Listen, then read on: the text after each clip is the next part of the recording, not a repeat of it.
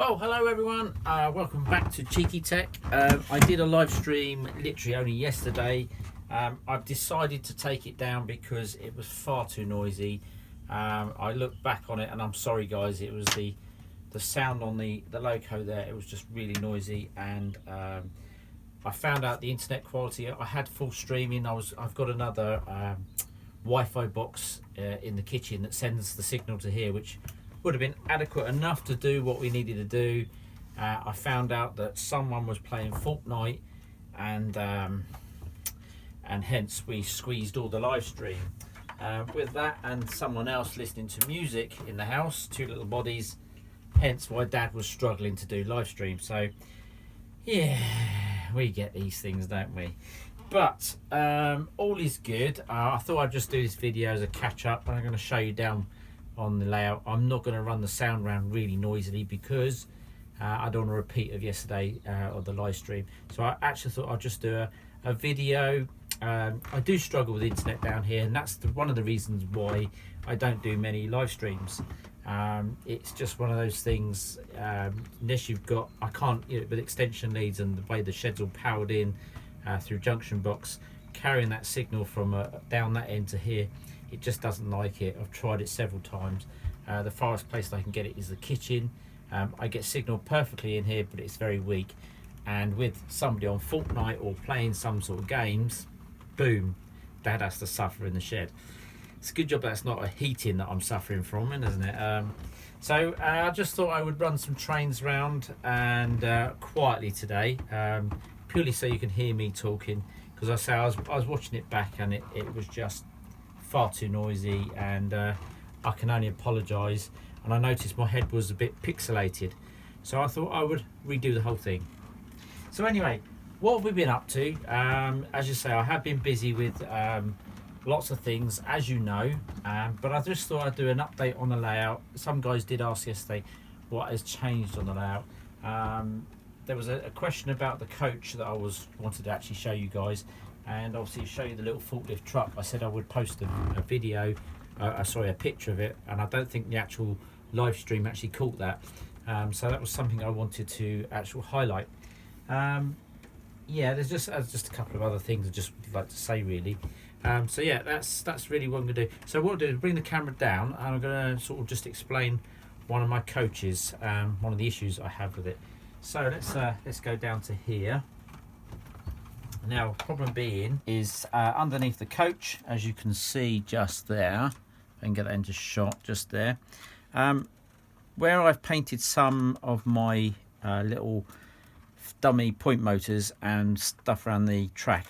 I actually put a bit of silver on just some of the bits to see if that was catching, and I noticed it was catching on a couple of the point motors. Now I've fettled down some of the bits, but as you can see, this battery box is still just catching on something somewhere. I haven't quite figured out, so my only resolve is to actually just file a little bit off of here, because this is derailing it, I've noticed. So yes, not the best. So yeah, these battery boxes really do hang low, and this one seems to be hanging lower than any other ones I've got. And say if it was catching on all coaches, I'd understand, but it just seems to be on this one. So whether that's not glued in, shut up dog, whether that's not glued in enough into there, and it does look like that could be the case. So I don't know. So I'm going to take a little bit off that and see what we can do. Right, so I'm just going to very gently take a little bit off there. I don't really want to do this, but if it stops it derailing. I have noticed the tooling on a lot of the Bachmann stuff, and Bachmann don't care, as a lot of you have said, it does protrude extensively on a lot of these coaches and locos, and it does cause derailments. So it's something you really have to be on the guard for, on the mark I should say. So I'm just going to take that off of there. I know you're saying, Gary, you're sanding a little bit off your coach there, but this is the bottom of the coach. Unfortunately, I'd rather have a coach running than a little tiny scrape underneath. rather than a coach keep derailing and just look a little bit pretty. This bit you won't see. So there's always a solution to a problem. So I think we'll just, I'm not going to take too much off. It's already rounded there, that was always like that. But actually looking at the tooling, you can actually see it does actually hang a little bit lower. So I have noticed there is a gap there. I know they would have a gap, but not as deep as that. Maybe that should have gone in a bit more. So it's interesting to note the other coach has just gone round fine. So we'll put this one back onto layout, and here comes the other train. So you can see this one, I'll just stop it just about there, and a horn on cue. Amazing. So what we'll do is we'll put it around that way, and then I'll traipse it around. So I did notice when I was again on the stream, this was derailing, kept coming off, and I couldn't understand why it was doing it. So it was actually quite interesting under pressure having these little problems. I'm going to pull this one off just to have a look, see if this actually has any marks underneath it. Now see, this one's absolutely fine. So this is the same battery box. Yeah, see this one sits a little bit higher up, I've noticed. So just that thousandth of an inch more. So, you know, don't get me wrong, I'm not dissing the coach's perfection to this degree is incredible to actually make that bit miss, but just something you have to notice. I have noticed as well on the front of the locos you get the pipes in that they seem to drag down a little bit. So on here, when you get the tooling in there, so I want to get that on camera, so you get all the pipes and that, they do tend to catch on here, which is nice to have as detail, but they're really not practical to run round. So as you can see, I have to take a lot of mine off. Some I've actually just cut down and have the ones in the front. It is a compromise, one I'm not happy to compromise, but I'd rather have reliability than stalls and crashes, just because it's the way that they're made. So I'll just very gently put that back on. There we go. Now my system did a short out then because it wasn't on the track properly, so it shorts out and then it reconfigured. I'll do that once more time, see if I can short it out again. If I can do it, I don't think I'm going to be able to do it. So used to on this system, I can't do it now. So it used to short out, used to actually keep flashing. I've added filters to my DCC layout. So underneath here and the other side is a little filter, and I'll show you them in detail. And they help smooth the signal out. Where the signal goes up and down in waves, where the signal is broken like that, DCC pattern has to be up and down, and I believe one way or another. And the filters connected to the track help iron that out. I'll show you them in a minute, but let's run this round and check that this is running as it should, or as it's intended. So there we go, we send that round. We're going to keep it nice and quiet. Put some lights on it, so that's on its way. Here we go. I'll do a spin round on this one, just loosen that for you. So there she's now going round the layout, and I'll zoom you in. There we go. It's a bit blocky, this camera, but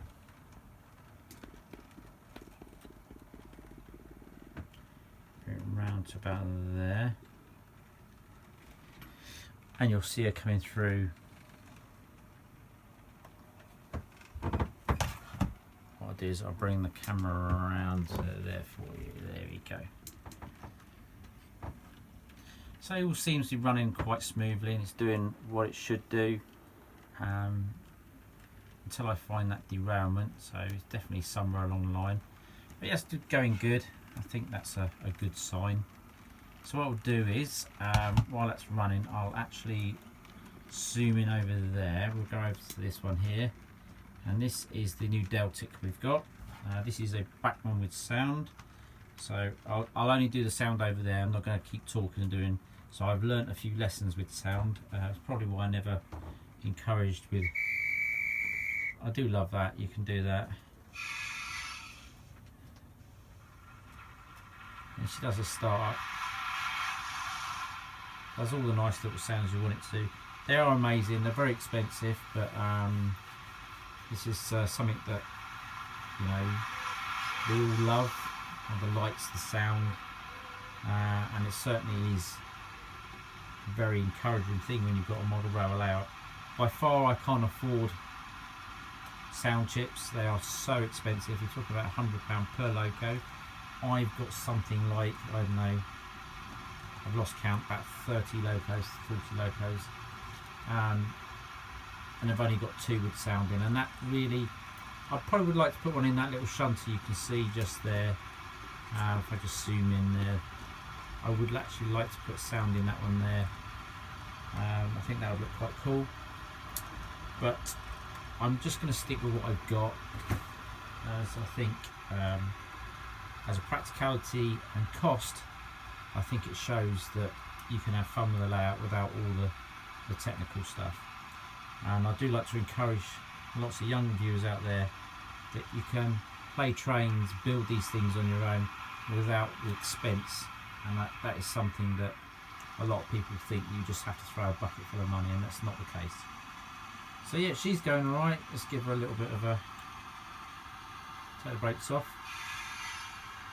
There we go. So it goes nicely over there. We'll catch it round the other side. I'll just move the camera around to here. There you go. Nice and quiet, not too loud. And these are some of the coaches we've got. I say I've been buying lots of coaches, replacing my Lima stuff for the Bachmann stuff. The first 2 you see are actually Hornby coaches. Oops. And then we've got the Bachmann, which are coming into shot about now, where the bus is. Dog, shut up. I'll stick the back sound chip up that dog, I tell you. No, I won't do that. So there you go. There we go. She's going around there. Nice and quiet, not too loud. So I'm going to turn the sound chip off on that. There we go. And very nice loco. Nice rake of coaches. And these seem to be, I think my dog's whinging. They seem to be real nice smooth runners. And when you look back at the Limas, they biscuit, that's enough. She can hear me in here, that's why. Yeah, they're real smooth runners. The wheels are better runners than the Lima, and I think that was half the problem. I had that bumpy, cracky sort of on the rails, which is a nice effect, but the reliability just doesn't cut it, not for me. I do like functionality as opposed to looks, but now I'm getting a little bit older and I can afford a couple of nice things. I've upgraded to these nice Bachmann coaches, which I know I keep badgering on about. But yeah, that's coming around quite nicely over there. I'm not having any problems at all with that coach. So obviously I'll take it off and just have a quick look where we've got the battery box, just to check that's not derailing or got any marks on it. Yeah, everything seems smooth. And this is pretty much how I normally run my locos. I like to take a nice sort of slow round the circuit. I don't go bombing around. I do like the prototypical sort of clittery clat. I do find it relaxing.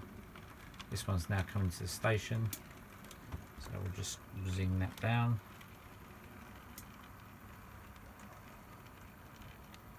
What have we got in the? Yeah, we come out a little bit. Found a little matey there. Look, this reminds me so much of my dad. So he's now sitting on the layout. So yeah, he was about that small in real life as well. So that's a positive thing. We're all good on that. So yeah, and there we go. Our little train going through the station. So yeah, I think we're all pretty smart. Everything seems to be running very nicely. Signals we're going to change once that goes through. Should go red. Yep, signal goes red. It's like clockwork, isn't it? There we go. So what else? So we'll take that coach. We'll bring this coach around to here and we'll check. So what I'll do is I'll just dial that one in, and that'll be that one there, and we'll stop it there. And I'll just put the camera on the stand, and we'll check that. So let's just do that. Lock that off. Right, wobbly floor never helps. So let's have a quick look, see if there's any marks underneath So this is a good test. If you've got a few derailments, definitely check to see any little scratches underneath, because yeah, no, it's good. There's one tiny one little bit there, so it's just still just brushing over something, but do you know what, I can live with that. It's not derailing, so just taking that tiny fraction off there has helped it go around the track. The rest are all right. Yeah, it's interesting. I've noticed there is a line in there and out there, so it's obviously something else is just catching as well in the middle. But I'll leave them for today, and I think I will play with that one another day. Just wanted to bring to your attention that sometimes it's not always the trains, it's the little tiny accessories that we dress the layout with that cause the problems. And with a layout like, you know, BR era, there was so much rubbish and cables, and we put bits of tracker and stuff hanging around. We put signs everywhere. You know, when these coaches twist around, we forget that they catch these things. So it's always a good thing to do an experiment and have a little run around slowly. So that's quite cool. I'm quite happy with that. So what I'm going to do, we'll go over to this little bit over here. So just bear with me a second. Right then.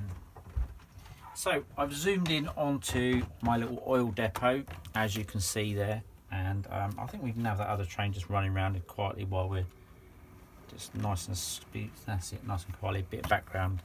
So as you can see, this is my oil depot. I used to have a forklift here before, and I'll actually get you the one that I used to have, so the camera might bounce in a minute. Now the one you can see in front of you is actually the one that I had here originally, and it was a can't think of the name of it now. I think it's Seco or something like Silco. It was an orange forklift, and has a little cab on it that goes on the top, but it just looked too small because it's actually HO scale. Now this was what I bought to replace it, which when you look at that, yes, that certainly does the job, but in a small little yard like that, that just would not be able to turn round and get round everywhere. And I think you'd have them gas bottles over, because I know this guy here, he's a bit of a crazy driver. Yes, that'd be good for there, so that's good in a massive freight yard, and that is a freight crane, but it's not what I really wanted. I had an idea. I was going around looking at forklifts. I've been to many warehouses. I actually work in a warehouse, so I see forklifts all day, so it's quite good that I go around and have a little measure up with them and sort of just check, you know, their functionality and things. And a little sort of forklift like this that you'd use in a yard, some are actually really quite small, especially nowadays. They're getting smaller. Back probably in the 80s or 90s, they probably were a bit bigger, but there's not many people make forklifts with running wheels and moving gear. This one actually, you can move the boom up and down, so that can just move up and down, so you get the different effects and looks. So it was something I prototypically wanted to use, but I just felt it was too small. So my compromise was to paint it completely yellow, which I've seen many yellow ones, especially the smaller size. You can see the orange just at the front there. I can't quite get into there. I will pull the wheels off and do that. But I added a gas bottle on the back, because that seemed to just bulk it up and make it look as if it was gas powered. Because I've seen pictures of back in the 90s where you'd have a lot of gas powered. This all came into effect, diesel and gas. So what I've done is actually taken one of these cylinders, and I've actually just cut it in half with a track pliers, and then I just gently crimped the end just to create that little squeezed in effect. I made it look like a little gas bottle, and I painted it a red colour. Maybe I'll add the word colour gas on there, I don't know. But it certainly looks a lot better, and I think if he sat on it, yeah, the seat is little, but yeah, you know, you could almost see him sitting on it, so I think that would work quite well. As a sort of effect, I'm really happy with it now, and certainly looks a lot better than this big old beast. Just doesn't quite look, obviously that's for a container, and this is just for oil drums. So a little quick fix there. I mean, this is little wheels on there and moving boom and all the rest of it, so it's quite good. So I'm really happy with that. A good compromise, so that's really cool. That's really good. I think nothing else. yeah, quite happy with this end. Now I've got some more pallets. I didn't make these ones, these are actually pre-bought ones, and you can see this is one I've made, and these ones are actually just bought. So I've just added that detail. Certainly brings it all to life. Moving away from the oil depot, and it was something I featured a little while ago just on a recent update, was the oil spills. And a lot of you said about track pins. I have removed the track pin, so thanks you guys, really appreciate your support on that. And I think if you see there, you can just see the glossiness. If I move the camera around, you get that little sort of shine on there. Yeah, I've got the pin now, I need to just fill that little hole there. So that will be something I do. And I've got a little oil spill roughly about there somewhere, I think.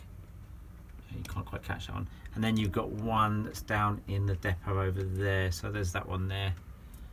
And again, this is the gunmetal metallic black, and it gives a real nice sort of effect. If I move that coach out of the way, there you go, and you can just see that sort of glossy effect. So yeah, it's really good. Definitely a good win on that. And that's what I do, is just take them back out of there, push them back. We derailed our coaches, that's a good start, isn't it? So yeah, I've got loads of coaches now. I'm really happy the way the stock's built up. I need to redo this retaining wall. I need to make this out of plastic card. I made this out of paper a little while ago. It was actually a pre-built kit, sorry, pre-downloaded kit. You download it and you make it up. But I certainly want to change it now, so this will be on the fix to go. And then definitely the parcel depot. Now I've got my new class 128, so that will actually go into this area here, and this will all be reconfigured and done, because it certainly needs updating. Just purely going to make it a little bit bigger, keep the canopy effect, just change probably to the other side. I might lose this track here, so I've got lots of things that I want to do this year. Just purely focus on doing the layout more than some of the other things that YouTube takes over. So it's all about trains for me. It's not about content of videos and editing. I like doing all my videos, and I like to do updates, but certainly it was distracting me from the layout, which I realised a little while ago. And I certainly want to keep in touch with just the fun factor of the building and making all the things I do. Yeah, that's our little station. Everything's good there. That building in the back there may change, because I want to change this end over here. I had to use my building that was here, so that's just, I've just put that there, just get out of the way for the minute. I'm not actually going to stay there, so I've got to completely make a whole area here. I'm planning to do like a drop down section, so it looks like this is higher and then you go down, and then you'll see tops of roofs, so as if there's like an underground station below there, and some like a slope down. So that probably will be my plan there, because it was always, you know, with this bit here needs to tie in.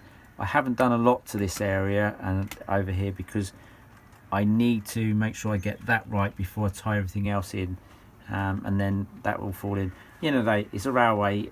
It was never going to be finished in 2 years. That was never the plan. I couldn't believe I actually got this far in the 2 years that it's been planning and building. So it's pretty incredible that I've got to a working layout, and I'm really happy the way it's all gone so far.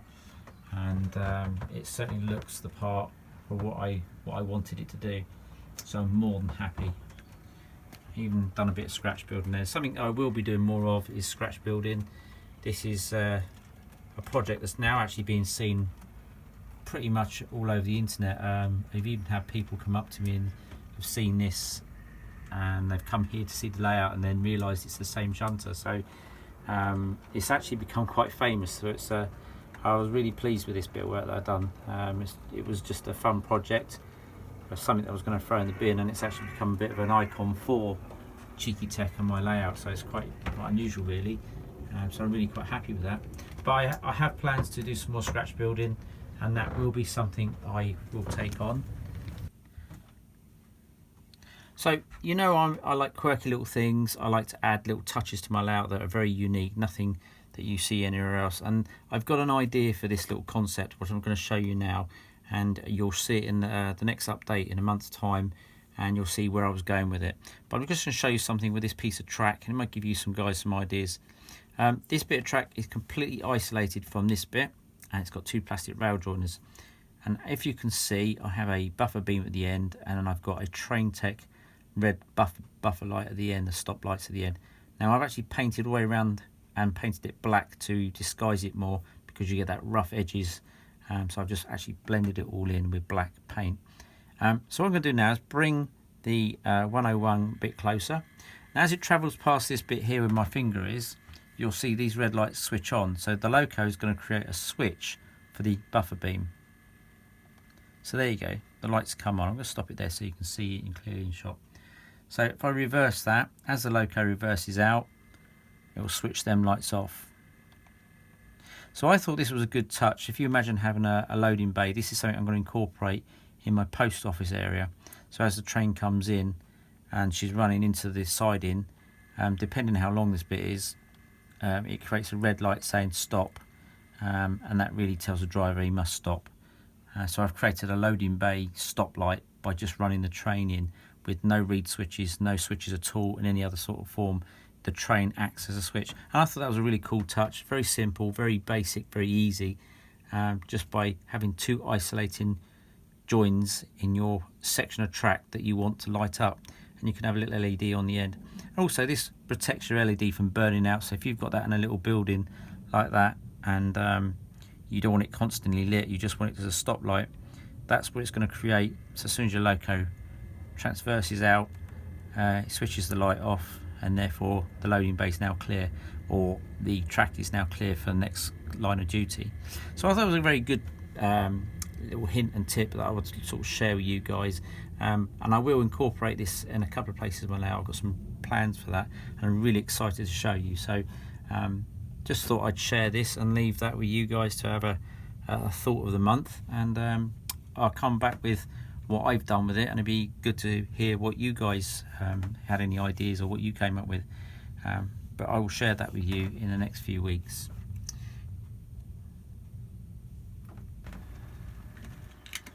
So as I said and I mentioned earlier, I use these little tiny battery boxes, and that's what I use to just cover up my filter.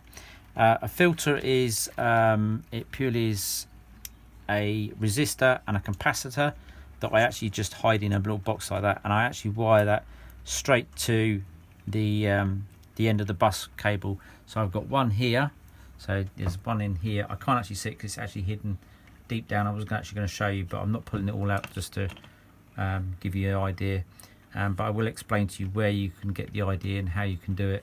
So there's what with the bus wire, there's one at this end. This is the end of the bus wire, and the bus cable goes all the way around, literally in a loop all the way around my track. Actually comes back again, but it actually starts over there where that ballast wagon is.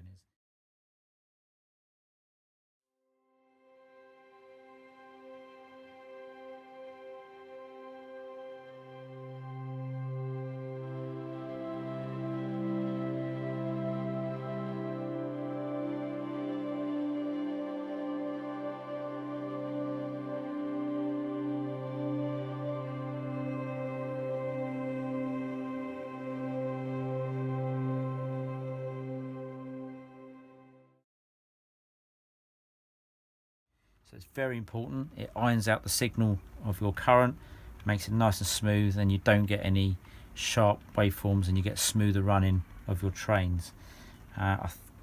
If you want to know more about filters on your DCC track, and I highly recommend that you add them.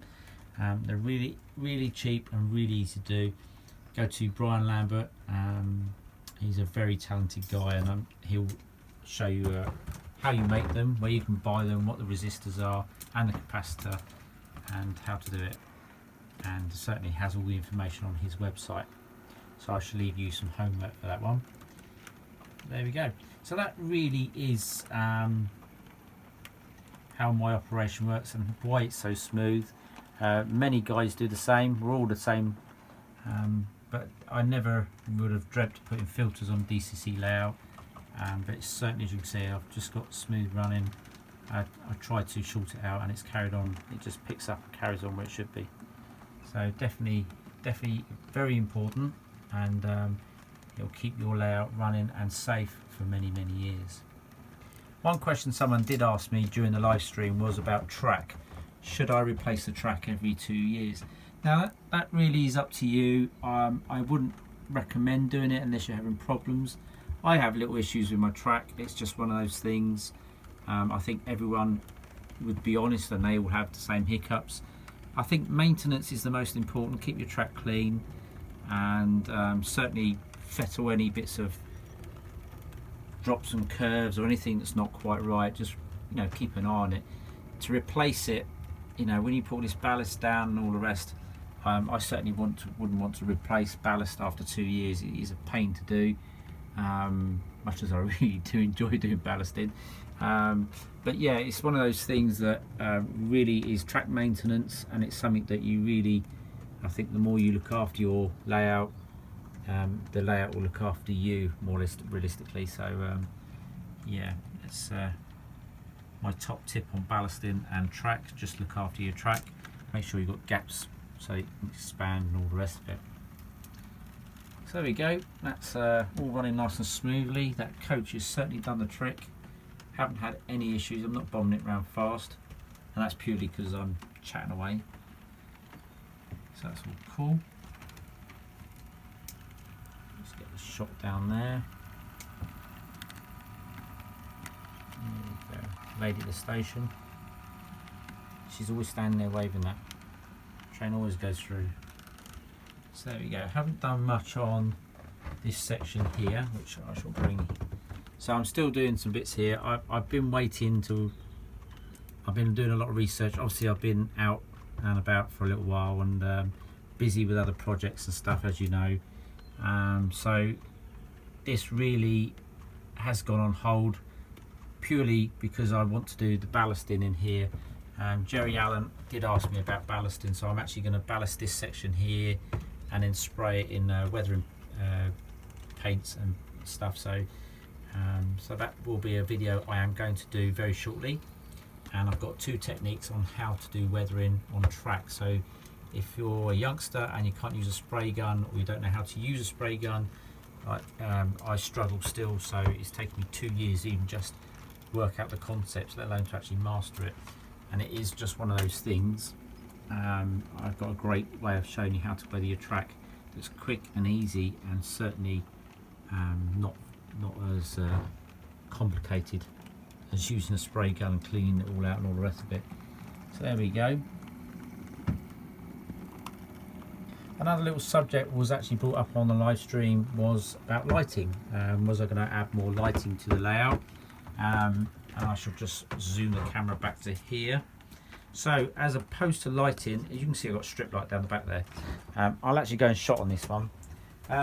Something I saw a video on the internet was you're going to get a piece of guttering, and you get white guttering. I did have some in here. So you get a bit of white guttering, and you obviously is a U shape, and people get a strip of the white lighting and stick it right in the middle, and you get a nice strip light effect. So I'm planning to do a sort of a lighting effect around there to get more daylight look on the layout. So that's certainly something I'm planning to do.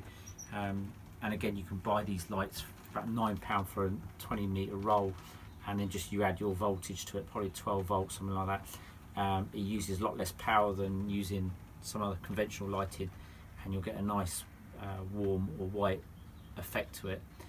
Most people that I've seen, especially layouts, they use a bit of both, warm lighting and they use a cold lighting, so you get the best of both worlds, daylight and a warm effect. So that's quite something I've noticed, and you'll get a more of a temperature, especially for photography and things like that. So just something to think about. So that's really a little update for you from the catastrophe. It was a live stream yesterday, and I just thought, yeah, I'm going to say I've taken the other video down now, so I'll just put this video in its place because it's a little bit more comfortable in the hearing and not so wobbly on your eyesight, because I certainly don't like watching a video that's noisy and horrible and cutting out. So I just thought I shall get rid of that, and this will replace that video. I do think about my viewers, and I know you like to see content, and so hence why I've gone down this route to redo this. So I'm going to carry on doing some other videos. I've got lots more stuff coming up. I always say this to you guys, but you guys don't know it. I'm always doing videos behind the scenes. Some don't work out. You do something and you try editing it, and I look at it and sometimes it just doesn't feel right, and that's probably why I don't put as many videos out. I don't want to be standing here in front of the camera 24/7 and not doing plane trains or not modelling or making stuff. I actually want to do that stuff, and for you to see the development, I need to do the building and the making for you to just see one building, which could take probably a couple of weeks to do. So that really is the whole point behind the filming thing. Why I haven't done so many videos, because I tend to now put more effort back into the modelling, because I feel like it's good to show content as much as possible, as opposed to just doing a video of some idiot standing in the shed waving his hands. Oh, that'd be me. So yeah, definitely feel like you guys should see more content, and that's the whole reason why I haven't done as many videos. I like to try and cover as much as possible. So with that said, I'm going to wrap this video up. Don't think there's anything else I was going to cover with you, but we will do another video, and I shall catch up with you all very soon. Look after yourselves, take care, and catch you all very soon. Happy modelling, guys. Cheerio.